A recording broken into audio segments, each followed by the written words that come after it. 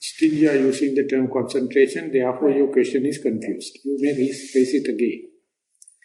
You may rephrase the question, please. So, if I'm trying to notice my breath, and I'm noticing my breath, that after a while I find my mind is thinking about a song or something. So, I may not notice that it went there and noticed the sound until the while a couple of seconds pass. So when I catch, the mind is not focusing on breath, not noticing breath. Should I let it go and explore the sound, or should I bring it back and focus back on breath? Do you have the choice? Yes. Do you have the choice? No choice. So therefore you can't raise that question.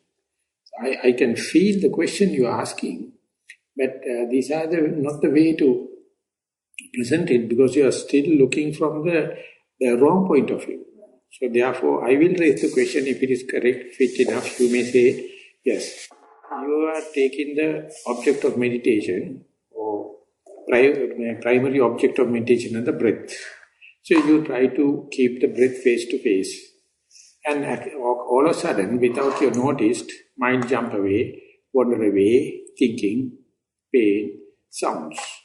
And then sometimes again come back to the breath.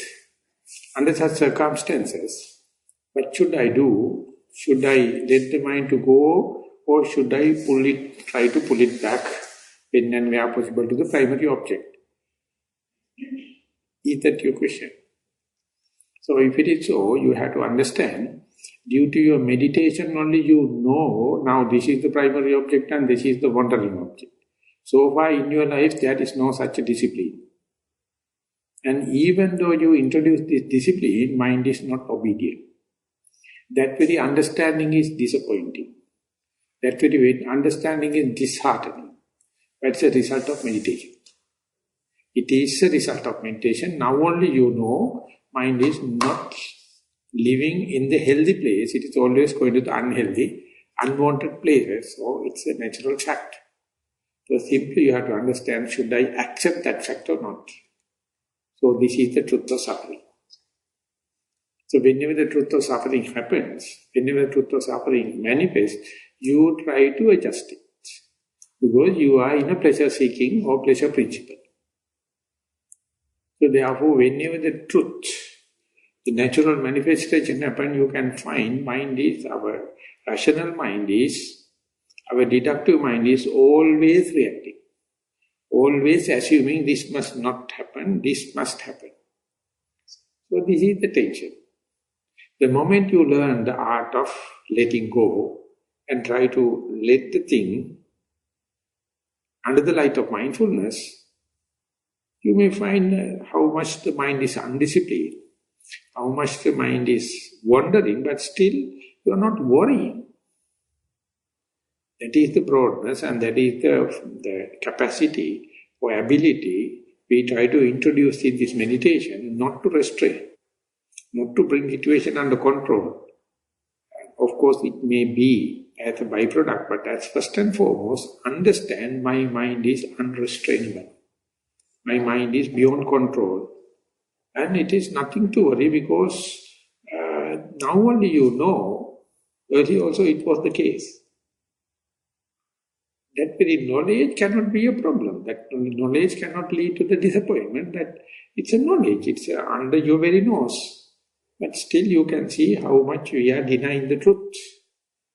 How much we are denying the reality as such. When it is manifesting, we always try to manipulate. This is the point, this is the origin of tension. So your attitude must be, yes, understand by giving an object which is more healthier, more undefined, and ask the mind to associate as long as possible. And then in the natural way, you can understand how much irresponsible way mind is running, jumping to the other objects. So first and foremost, if you are patient enough, you will understand by gradual or long-term observation, my mind is frequently jumping into thoughts or pain or sounds. That is, who am I? So without rejecting, without reacting, without assuming, long observation only, one day you will understand I am a character. Whenever the mind given a chance, it is thinking. It is disturbed with sounds. It is disturbed with pain. So in the audience, everyone is not the same. So without understanding this disease, you can't go for remedy. Without understanding or diagnosing disease, if you are going to give medicine, often medicine creates unwanted problems. So at the early part of our meditation, maybe meditation career, we try to understand who am I, what am I. So for that we give a neutral object and let the mind to be there. Because it's an advice of the Buddha. It's an advice coming out of well-being, compassion. And ask the mind to be with no one. But that very human error, we try to personalize, I am the person undisciplined, my mind is the undisciplined, but it is not your mind. It's a human mind. You are just neutral observer. And if you are advanced observer, you will never worry. You will never frustrate telling, because this is the mind. For example, if you plant a tree, the roots are going to the darkness and the nutriments and the water. That is roots. You can't control it. Likewise, our mind is on pleasure principle. So that understanding is not a mistake. It's a brevity. It's a boldness. So that is what we try to give a chance. The mind giving a full chance and ask to play hell. But only the difference is under the light of mindfulness. I don't know whether you got the point.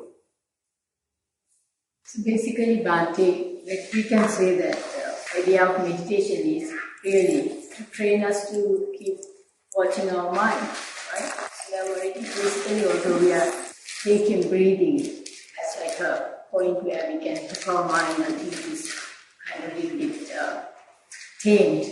But real idea is for us to always constantly watch our mind. No, there are three ways, physical, verbal and mental. So physically also we are undisciplined, verbally also we are undisciplined, mentally also we are undisciplined. So this is why this chaos, this is why this frustration. So therefore, first and foremost, accepting the mind is the most subtle and most crucial and most immediate thing. We compromise to keep the body and verbal activities bare minimum or no intentional activities. That is what we call sila. And that is much more precise when you sit. No physical activities, no mental activities, verbal activities, you just keep the body and the talking at a minimum. But the metabolic functions are happening, heartbeat, everything happening. So this is what you call physical and verbal restraint. It is each and every must take the utmost,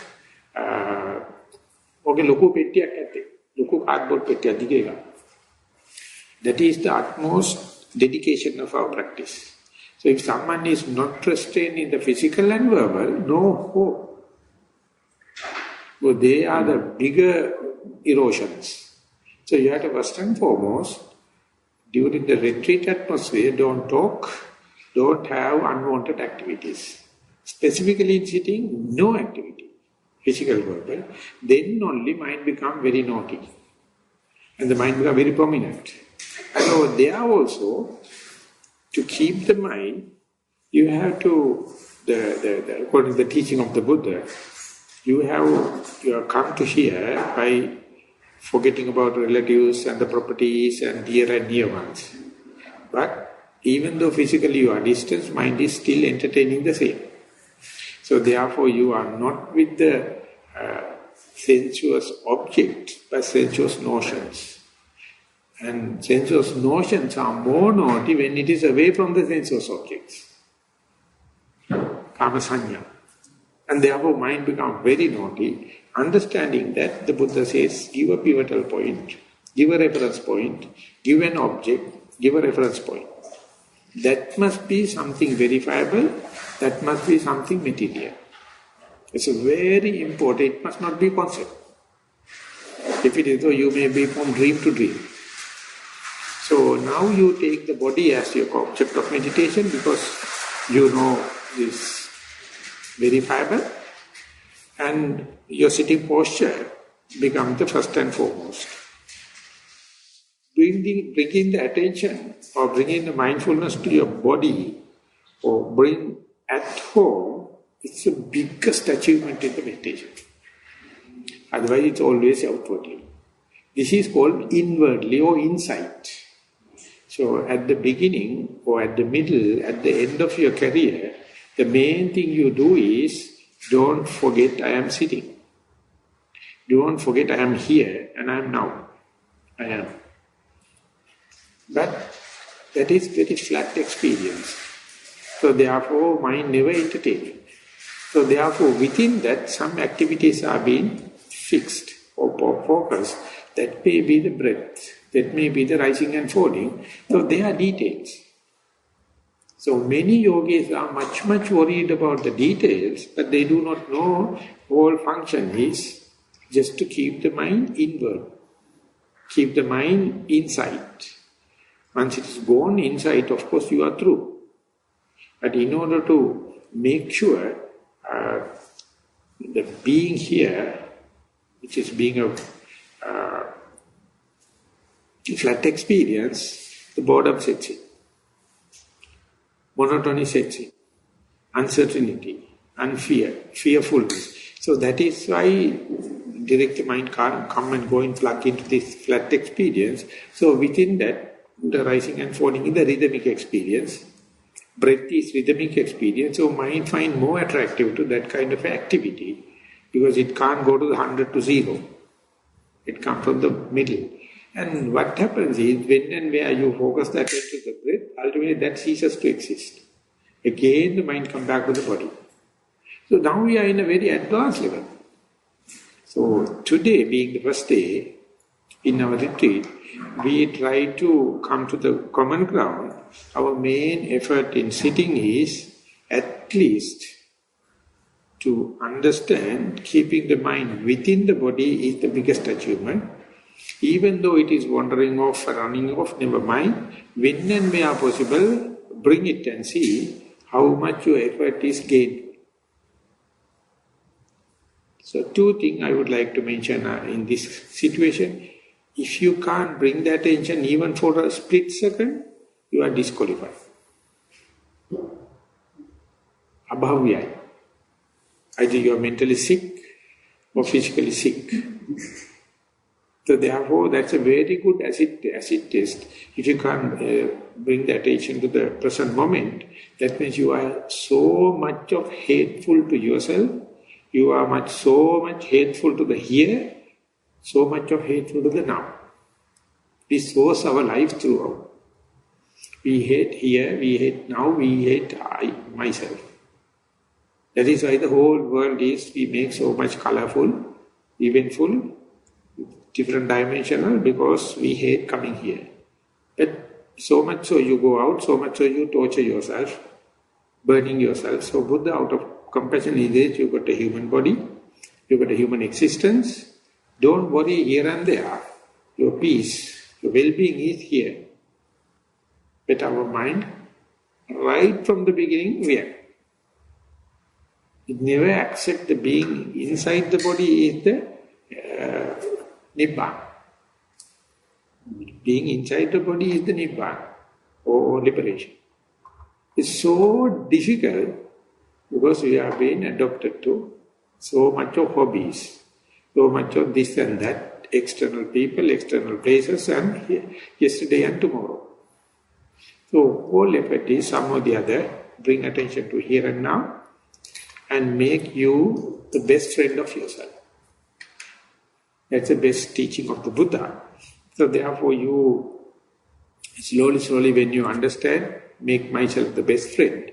Even the whole world is very beautiful, whole world is very greener, and life become very butterfly-like, right? Become like a bird-like.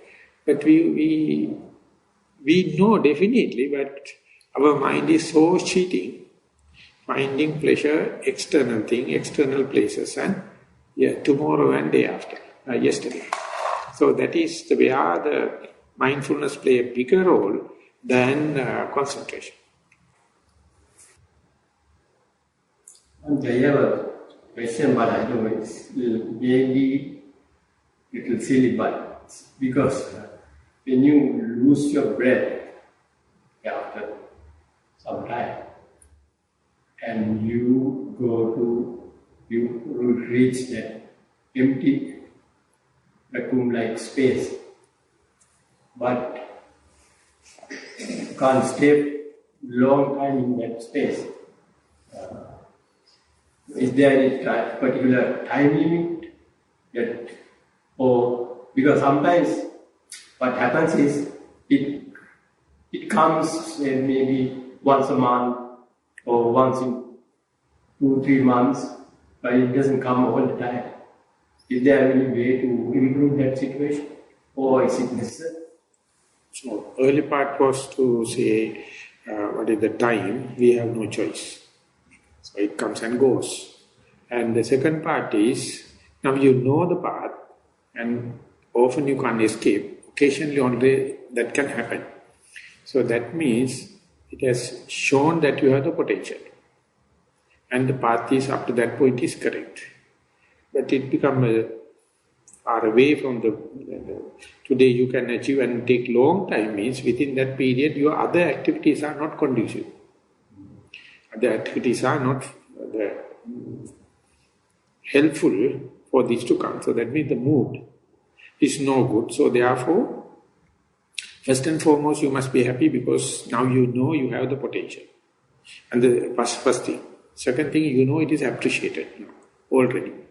And still it is getting a long distance. That means the other activities beyond from this sitting meditation, maybe walking, maybe day-to-day activities or your moral activities, you have to tighten the screws and bolts. So that indicates whenever you get the correct view and the correct mentality, Samma Ditti, Samma Sankappa, you have to give a serious attention or you have to tighten the belts on Samma Vacha, Samma Kammanta, Samma Ajiva. What you are talking, what you do day-to-day activities and your livelihood. If you are not adjusting them after you reaching this empty space, that's why you are not respecting it. You are not appreciating it, even though the path is given. Or maybe you do not know simply. You may have average Samma Vacha, the good speech, good work, activities, physical, and maybe the livelihood. But there are maybe a lot of other things you can improve on that, on these lines. Cut off as much as possible unwanted talks. And you must be short and sweet. Not that you are not talking. You are talking to the point. And whenever you do activity, you try to keep body as much as at peace rather than unwanted activities. And the livelihood must not be disturbing other psychologies, not exploitation. So if it is so, then bad vibrations can come and disturb you. Not you are becoming totally disqualified. This gaps indicates there are a lot of efficiencies you can gain in the physical, verbal and livelihood manner. That is the point present day among the meditators. They think everything is technical, everything is vipassana, everything is you are going to achieve on the cushion. So you have explored and go to prove Buddha is correct, Dhamma is correct, I am correct. But you don't know how to tighten your belts. You don't know how to tighten the screws little by little. And for that, the best is to have a true friend, noble friends, And they are not only improving their potential, but they try going against the grain to reduce the talking as much as possible. It is not a hate, it is not a kind of a hint. It's a kind of a role model. And the other thing is keep the activities as low as possible. Don't overexert yourself. And in a way, love your body. You are hating your body from the morning to evening. Oh, each and every human being, they are hating their body. They don't accept as it is.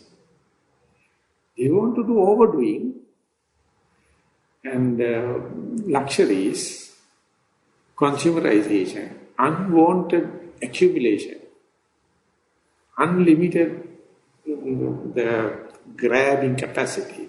So you have no chance to live with your body. So therefore bodily you get the negative responses, sicknesses and frustration, tension. And it takes long time again you to go back to the zero and the livelihood. As far as we are living on others' happiness.